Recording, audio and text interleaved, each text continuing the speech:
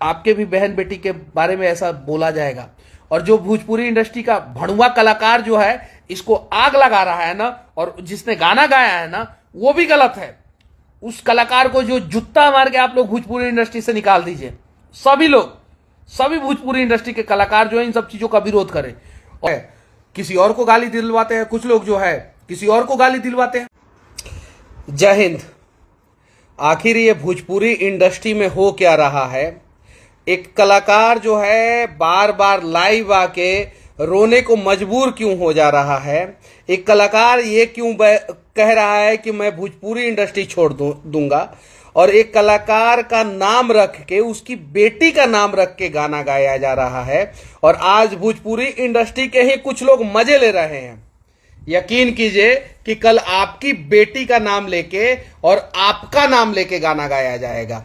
हालांकि खेसारी लाल यादव ने भी बहुत सारी लड़कियों का नाम लेकर गाना गाया है, ये बात सत्य है।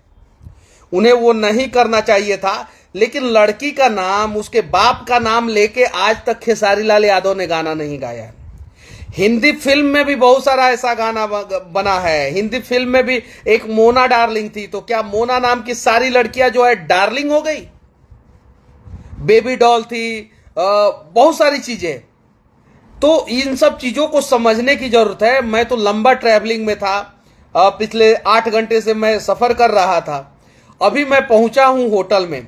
पहुंचने के बाद मैंने सोचा क्या कि कुछ चीजों पे जो है बोलना जरूरी है, और अगर आज हम खामोश रहेंगे तो कल हमारे साथ भी यही होने वाला है। गलत हो रहा है और ऐसा नहीं होना चाहिए। किसी ने किसी को कैसे ये परमिशन दे दिया है कि किसी की बेटी का नाम और उसके बाप का नाम रख के गाना गाए?